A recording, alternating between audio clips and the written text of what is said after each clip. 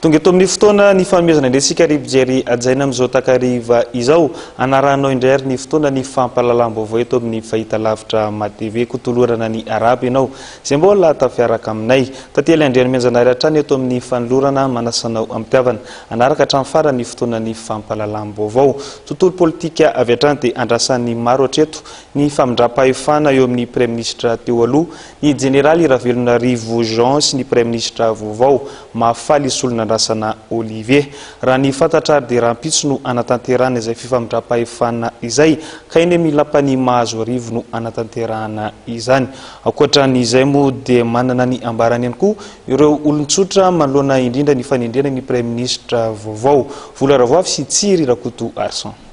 Rahampitso manomboka amin'ny sivy eny amin'ny lampany Mahazo Arivo no anatotosana ny lanonana famindram-pahefana eo amin'ny premier ministre teo aloha ny jeneraly Ravelonarivo Jean sy ny premier ministre vaovao mahafaly solona andrasana Olivier mandritra ny lanonana tanterahana rahampitso no amoahan'ny premier ministre vaovao ny lahara-pahamehana amin'ny asa ho totosain'ny gouvernementa tariny mikasika izay asa ho totosain'ny gouvernementa izay dia mananeviny ny olon-tsotra.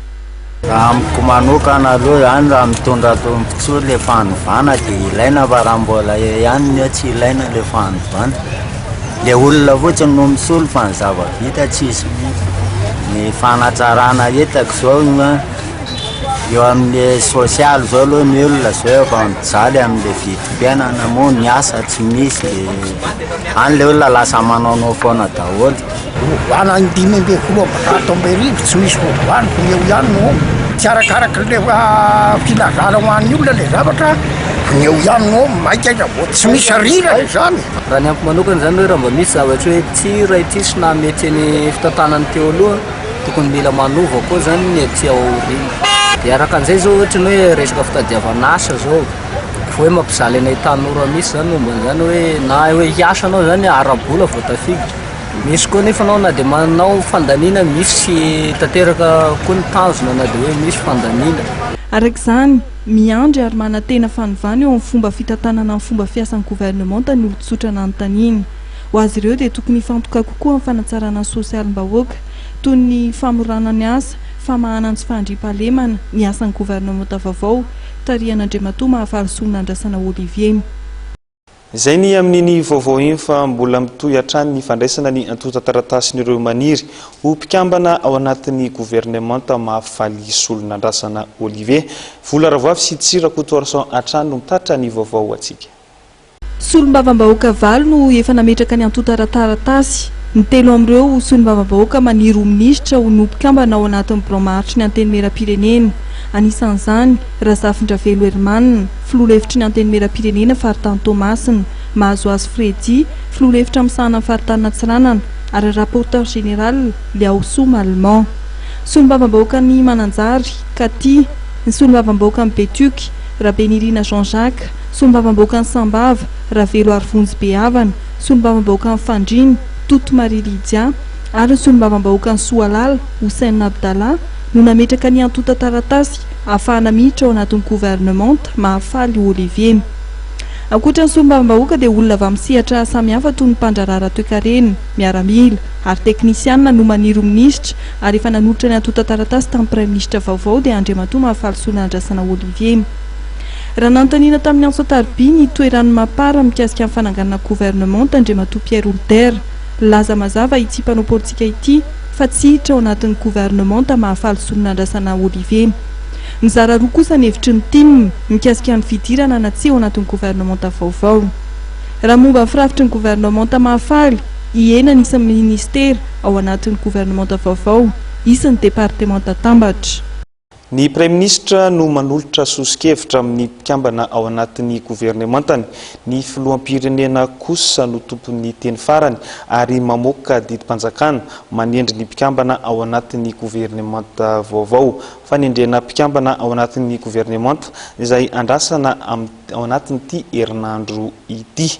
Mbola eo amin'izay vaovao mahakasika indrindra ny Premier ministre ny fanendrena ny Premier ministre zay hatrany dia mitaky ny mangarahara momba ny tsy fifankazahoana eo amin'ny filoham-pirenena Hery Rajaonarimampianina sy ny Premier ministre teo aloha ny Jeneraly Ravelonarivo Jean ny professeur Ranirarino sy Ary Manana. Araka ny nambarany dia ilaina ny fampiarana ny lalàna ary ny ivoan'ny marina momba ny raharaha mampifanolana ny filoham-pirenena sy ny Jeneraly Ravelonarivo Jean mbola vola ravoafy sy Tsirakotoarsan hatrany.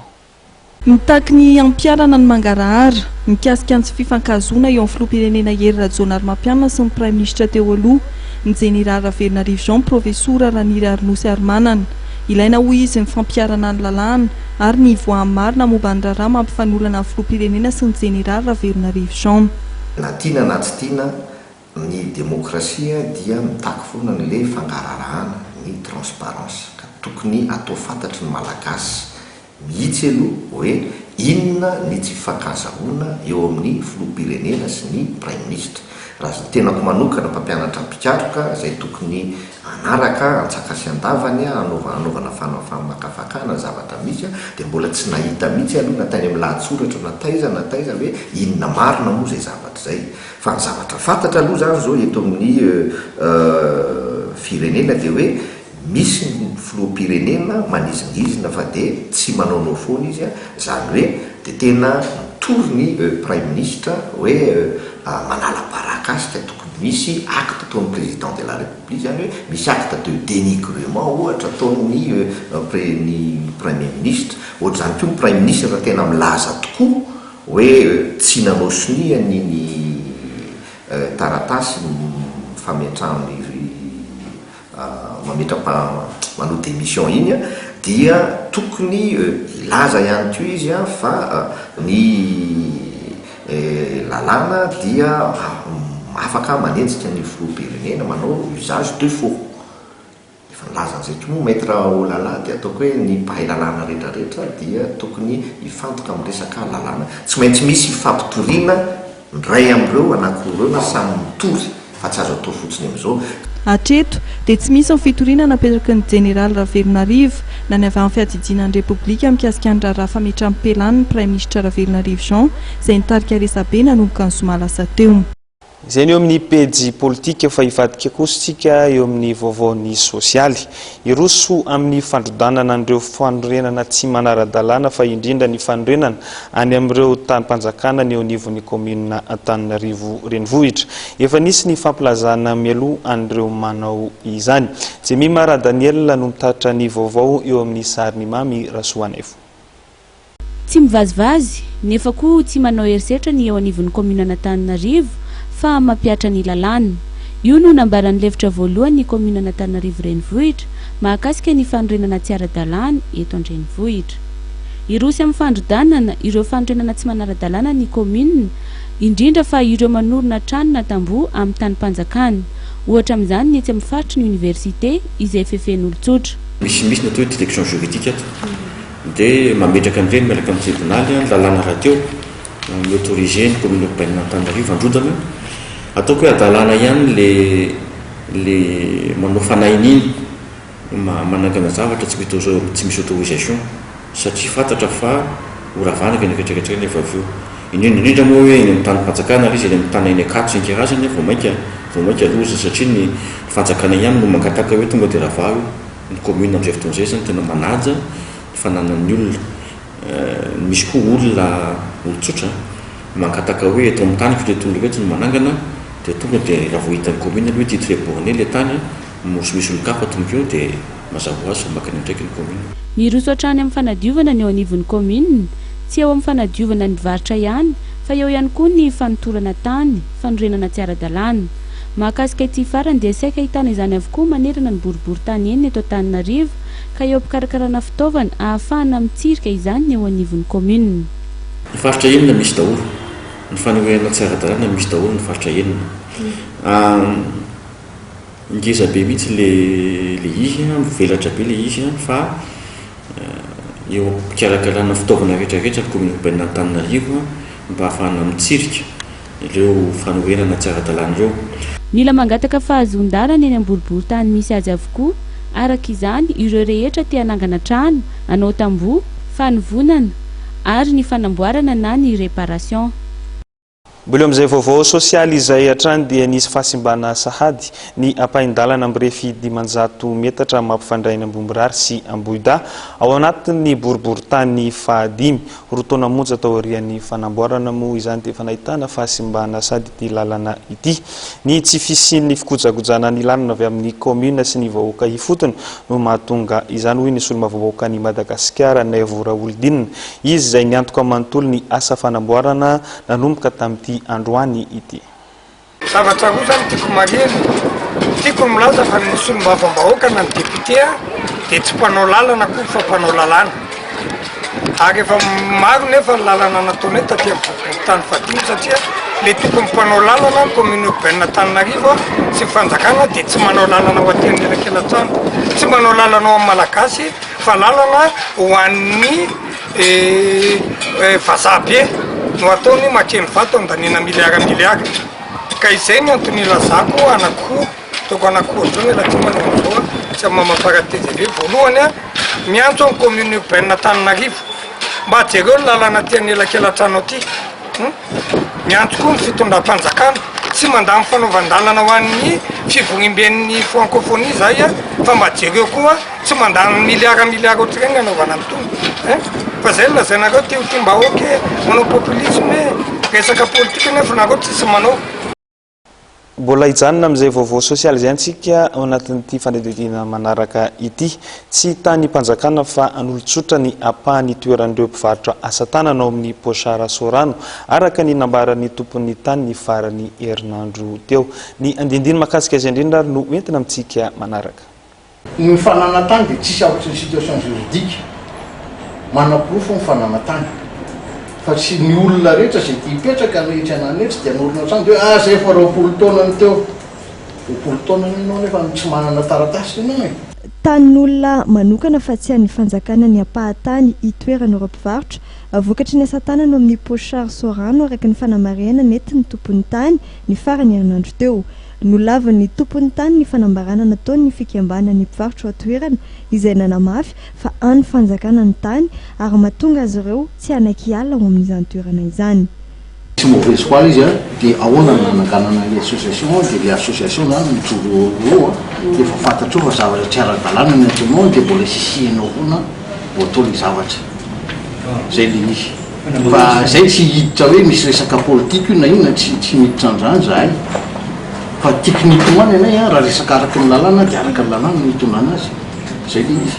Raha ny fanazavana efa nisy didim-pitsarana nivoaka mahakasika ity raharaha mampifanolana ny tompon'ny tany amin'ny mpivarotra asa tanana ity izay mandita ny fanesorana azy ireo eo amin'ny tany. Etsy andaniny ny commune izay nindrana ny tany dia efa nanatsahatra ny fandaovana ny ofany ary tsy naka ampantsena intsony tamin'ireo mpivarotra. Tsy ahivana fa tamin'ny andro nitondrany ny Giwili Razanamasina tanàna no nindrana vonjimaiky amin'ny tany ny commune ametrahany ireo mpivarotra ireo ary ireo volana ny fotoana ny fanarahana tamin'izany fa hitadiavan'ny commune toeran-kafa ho an'ireo mpivarotra. Ndray mava kosa mahakasika indrindra ny vaovaon'ny toetry ny andro tsy mbola misy fiatraikany amin'ny toetry ny andro eto Madagasikara ny rivodoza Pantala izay nafeno ny fepetra maharivodoza azy nanomboka omaly mbola any amin'ny 420 sy 400 sy 200 kilometatra andrefana tsiranana no misy ny fobeny io maraina io. Ny fanampanazavana mahakasika ity fiforoana ny rivodoza ity indrindra no arantsika.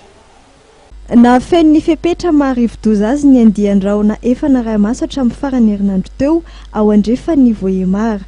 Mitondra ny anarana Pantala ity rivodoza ity izay anarana amin'ny fiteny malagasy. Androany maraina tamin'ny 10 ora sasany dia tany amin'ny 420 kilometatra andrefa ny antsiranana no nisy ny fobeny araka ny fampitam-baovao teo anivy ny fobeny famantarana ny toetry ny andro. Mikisaka mianavaratra ity rivodoza ity izay manana afaingana mpandeha 12 kilometatra isan'ora, mitondra rivotra 70 kilometatra isan'ora, arahina tafiotra 10 kilometatra isan'ora. Hatreto tsy mbola misy fiantraikany amin'ny mety ho toetry ny andro eto Madagasikara ity rivodoza ity. Mbola ny aly izay no mandrafitra ny toetry ny andro mandritra ity herinandro ity ary isatrany ny rivotra.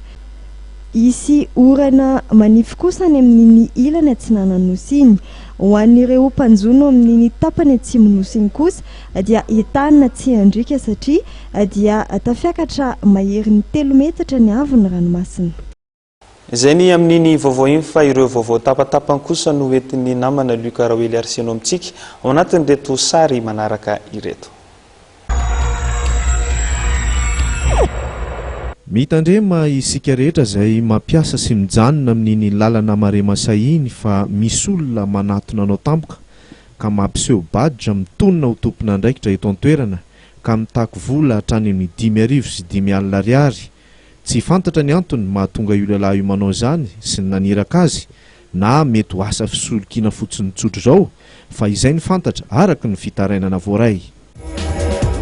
Eo amin'ny lafiny politika dia mitodika eny mahazo arivo ny masony rehetra. Miandry ny fifamindram-pahefana eo amin'ny Général Ravelonarivo Jean sy ny Prime Ministre vaovao Rasolonandrasana Mahafaly. Tsodrano sy fanekena ny fifandimbiasam-pahefana ny fanatanterahana izany.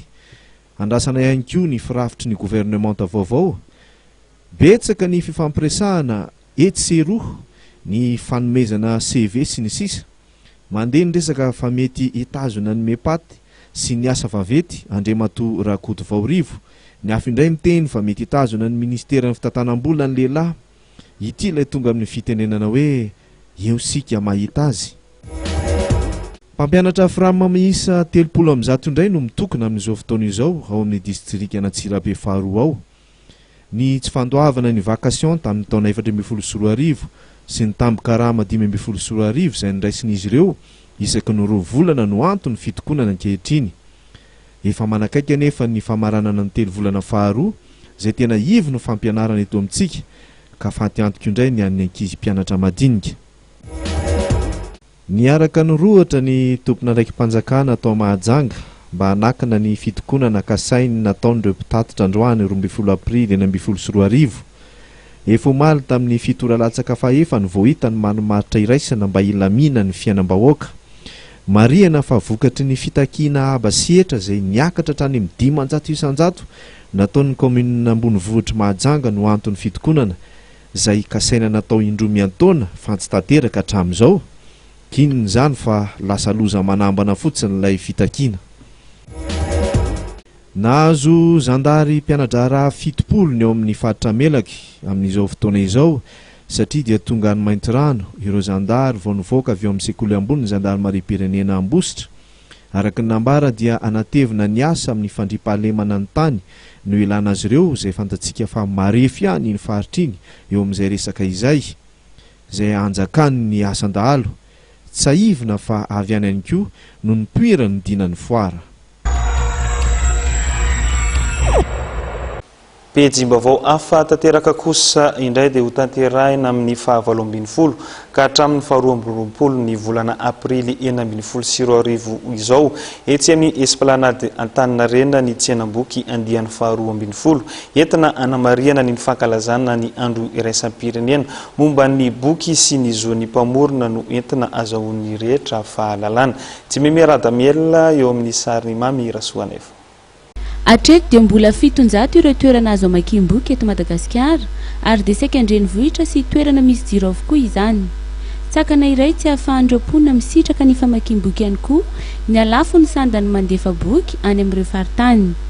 Analefahana izany dia isy ny fiara-miasa eo amin'ny fikambanana mpamoaka boky eto Madagasikara sy ny paositra malagasy. Sakana moa zany dia ny sara ny fandefasana boky any amin'ny province satria fantatsika fa ny Madagasikara midadasika be dia lafo mihitsy ny sara ny fandefasana boky ary iny zany no efa nametrahany fiara-miasa miaraka amin'ny paositra malagasy satria zareo dia manana bureau de poste 900 izay miparitaka hatrany ambanivohitra any dia izy koa dia nampidina ny saran'ny boky zany ny sara ny fandefasana boky raha ohatra ka boky no alefa mba hahafahan'olona zany mividy boky ary tsy ho sakana zany le sarany. Loha hevitra amin'ity tsenam-boky izay ho tanterahana ao amin'ny esplanade Antaninarenina manomboka ny 27 ny volana aprily ka hatramin'ny 12 ny volana aprily ho avy izao ny hoe ny boky sy ny kolontsaina maro lavy ary ibahana mandritra izany ny fanomezana sehatra ireo mpanoratra malagasy amin'ny teny frantsay. tsenam-boky amin'ny taonitiny zany dia andian'ny faharoambin'ny folo. Somary mampiavaka anazy dia lasa ny fikambanan'ny mpamoaka boky irery aloha no mikarakara amin'ny foary amin'ity taona ity zany. Dia fa manarakaraka an'izay dia misy fiara-miasa napetraka miaraka amin'ny ireo mikarakara ny fiaonam-be tampony 20 ho an'ny tany teny frantsay. Ary ankoatran'izay ihany koa dia mena sehatra bebe koa ireo mpanoratra manoatra ny teny frantsay zany mpanoratra malagasy manoatra ny teny frantsay amin'ity indray toraka ity. Isy ihany koa ny boky aparitaka any amin'ny fanabeazana fototra na ny EPP ary ho tanterahana amin'ity taona ity ihany koa ilay boky mitety vohitra iarahana amin'ireo fikambanana enina. Izay ny amin'iny vaovao iny fa maro ireo sehatrasa vaovao mahalinina ireo ankizy amin'ny kilasy faharoa ho fanampiana azy ireo mba tsy ho diso safidy amin'ny taranjam-pampianarana ataony tokoa dia nisokatra androany tetsy amin'ny lycée Rabe Arvelo ilay tetikasa ny Asako Rampitso iarahana amin'ny Rotary Club Antananarivo Ainga sy ny ministera ny fanabeazam-pirenena. Lova Ramanatsoa sy Mami Rasoanaivo. Ny sehatry ny fanaovan-gazety sy ny teknôlôjia vaovao nandy tolianana ihany koa. Isan'ireo ho sehatrasa mahalinana ankizy ao amin'ny kilasy seconde avokoa zany araka ny fantatra nandritra ny fanokafana tambombo ofisialy tetsy amin'ny lycée Juge Rabe Arvelo Analakely ilay fandarana asa nampitondraina ny lohahevitra hoe ny Asako Rampitso andiany fa 12 iaraha ministerany fanabeazam-pirenena sy ny Rotary Club Antananarivo Ainga miara-misalahy. Fanazavana sy fampahafantarana an'izy ireo ny hoaviny. Izay moa ilay ny Asako Rampitso fantariko banjiniko no aviko satria ampahafantarana ny zareo ireo hoe inona série tokony atao ahafahany manao izay asa izay rehetra eritreretiny amin'ny hoaviny. Classe de seconde moa zany no fotoana fisafidianana ny série izay tokony atao dia amin'io etsika ny Asako Rampitso io nahafahany amin'izao fotoana mahafantatra bebe kokoa amin'izay zavatra tokony ho safidiny. Manodidina 570 mitsinjara amin'ireo lycée misy avaly eto Antananarivo sy ny manodidina ireo mpianatra azo tombontsoa amin'ny alalan'ity hitetikasa ity. Tsapan'ireo ankizy mpianatra tokoa ny vokatsoany hitetikasa isan'izany Izina. Finaritra sady misy tsara andraisana ary mety azo taratra rehefa any le dokotera tena nahalinana indrindra tao anatin'ilay izy dia mbola aty ambany dia miezaka tsara dia tsy kamokamo dia mila milofotra mafy mba ho tonga any amin'ny tanjona tena otratrarina. Raha le nieritreretina izao hoe hanao série dia satria dokotera ny tanjona. Mpanetana avy amin'ny sehatrasa maro samihafa toy ny fintantanana firenena, fandraharana, mpitandro ny filaminana ary fanaovan-gazety no mizara antraikefany tamin'ireo mpianatra ka isan'izany ny ministra ny fanabeazam-pirenena Andriamatoa Rabaripôl izay nitafa azy dinika tamin'ireo mpianatra. Ary trefatrandro ity tetikasa ny Asako Rampitso ity ary hifarana amin'ny 12 aprilo avy izao. Voalohany eo amin'ny tantara dia isidina ny abakabaky Madagasikara ny ballon montgolfière ny any amin'ny faritra Menabe indrindra ny any amin'ny Belo sur Tsirbina no ahita voalohany ity milina toy ny fiara manidina ity. Ary ny vaovao tateriny namana Nikila Riosnancy. Tao la Frantsa tao anonay tamin'ny taona 710 no nampandinana voalohany ny ballon montgolfière. Mitovy tanteraka amin'ny fitondrana fiaramanidina ny fepetra ilaina ampiasana ny ballon montgolfière toy ny fahazon-dalana ohatra. Misy ireo mpanamory voatokana hitondran'izy ireny. Voalohany eo amin'ny tantarany koa i Madagasikara no ampiasa ny montgolfière entina hisintomana mpizahatany 50 ny rally montgolfière izay ho tanterahina eto amintsika ny 20 hatramin'ny 7 ny volana aprilo avy izao. Vakinakaratra, Menabe ary ny Tsing de Bemara no anatontosana ity hetsika goavana. Efa roa taona izao no nikarakarana azy ary fantatra fa betsaka amin'ny fepetra mila rahina amin'ny fampiasana ny ballon montgolfière. Sy ny olona rehetrarehetra koa no afaka mandeha amin'io fa tsy maintsy misy fitilinana ara-pahasalamana zany ka ao anatin'izay ezaka fampivovona sehatra mpizahatany zay zao ny ministera dia misy mietsika misy ny règle zao amin'ny levure profit atao any amin'ny farany volana octobre misy any koa tia fandehanana amin'ny ballon dia betsaka zany ny eto Antananarivo misy any letray iarahano ETM sy no Ortana course pédestre fa izy io c'est randonnée zany rehetrarehetra zany dia anatin'le hoe diversification des produits touristiques. Telo alina na 5,3 euro eo ny ahavitana montgolfière iray arakaraky ny habeany. Ny gaz no ampandinana ny ballon montgolfière. Isarihana ireo mpizahatany ny fijerena ny akanto Madagasikara avy eny ambony. Izy koa ny fanangonana sary mandritry ny fotoana izay entina ampisehoana ny kantony Madagasikara izay. Ao anatin'izany ny kirindimité tafiditra ao anatin'ny hetsika izay entin'ny ministeran'ny fizahantany manao dokam-barotra Madagasikara ny rallye montgolfière io. Ao koa ny festival d'Oni izay tanterahina amin'ny volana Mai, ny carnaval de Madagasikara amin'ny volana Juin. Izay ny amin'iny vaovao iny fa ireo vaovao tapatapany kosa no entin'ny namana Luka Rawely arseno amintsika ao anatin'ireto sary manaraka ireto. Mitandrema isika rehetra izay mampiasa sy mijanona amin'iny lalana marema sahiny fa misy olona manatona anao tampoka ka mampiseho badra mitonona ho tompona andraikitra eto an-toerana ka mitako vola hatrany amin'ny 5,000 sy 5,000 ariary. Tsy fantatra ny antony mahatonga io lehilahy io manao zany sy ny naniraka azy na mety ho asa fisolokina fotsiny tsotro zao fa izay ny fantatra araky ny fitarainana voaray. Eo amin'ny lafiny politika dia mitodika eny mahazo arivo ny masony rehetra. Miandry ny fifamindram-pahefana eo amin'ny Général Ravelonarivo Jean sy ny Prime Ministre vaovao Rasolonandrasana Mahafaly.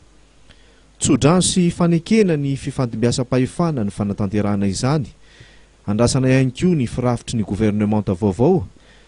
Betsaka ny fifampiresahana etseroa ny fanomezana CV sy ny sisa. Mandeha ny resaka fa mety etazona ny mepaty sy ny asa vavety Andriamatoa Rakoto Vaorivo. Ny hafa indray miteny fa mety etazona ny ministera ny fitantanam-bola ny lehilahy. Ity ilay tonga amin'ny fitenenana hoe eo sika mahita azy. Mpampianatra Frama miisa 300 indray no mitokona amin'izao fotoana izao ao amin'ny distrika Antsirabe faharoa ao. Ny tsy fandoavana ny vakasion tamin'ny taona 2014 sy ny tambo-karama 2014 izay niraisin'izy ireo isaky ny 2 volana no antony fitokonana ankehitriny. Efa manakaiky anefa ny famaranana ny 3 volana faharoa izay tena ivy no fampianarana eto amintsika ka fantiantoko indray ny an'ny ankizy mpianatra madinika. Niaraka nirohatra ny tompona raiky mpanjakana atao Mahajanga mba hanakana ny fitokonana kasainy nataon'ireo mpitatitra androany 12 aprily 2014. Efa omaly tamin'ny fitoralatsaka fahefany vao hita ny manomaritra iraisana mba ilamina ny fiainam-bahoaka. Marihana fa vokatry ny fitakiana aba sietra izay niakatra hatrany amin'ny 500 isan-jato nataon'ny komina ambonivohitra Mahajanga no antony fitokonana izay kasaina natao indromian-taona fa tsy tanteraka hatramin'izao. Kinony zany fa lasa loza manambana fotsiny ilay fitakiana. Nahazo zandary mpianadrara 7 ny eo amin'ny faritra Melaky amin'izao fotoana izao satria dia tonga ny mainty rano ireo zandary vao nivoaka avy eo amin'ny sekoly ambony zandary Marim-pirenena Ambositra. Araka ny nambara dia anatevina ny asa amin'ny fandriampahalemana ny tany no ilana azy ireo izay fantatsika fa marefy ihany ny faritra iny eo amin'izay resaka izay anjakany ny asan-dahalo. Tsaivina fa avy any koa no nipoira ny dinan'ny foara. Eny ary mpijery ajaina dia izay indray masaka azona tolotra ho antsika tamin'ity alina ity. Raha iverenana kosa ireo vaovao nisongadina izay notanterana tamintsika teto dia raha ampitso no anatanterana ny fifamindram-pahefana teo amin'ny Prime Ministre teo aloha ny Général Ravelonarivo Jean sy ny Prime Ministre vaovao Mahafaly Solonandrasana Olivier hiditra amin'ny fandrodanana ireo trano miorina tsy ara-dalàna ihany koa ny anivon'ny commune Antananarivo renivohitra. Izay ary masaka ry mpijery ajaina ka mifamefotrendratsika ho an'ny fotoana manaraka. Veloma tompoko lahy, veloma tompoko vavy.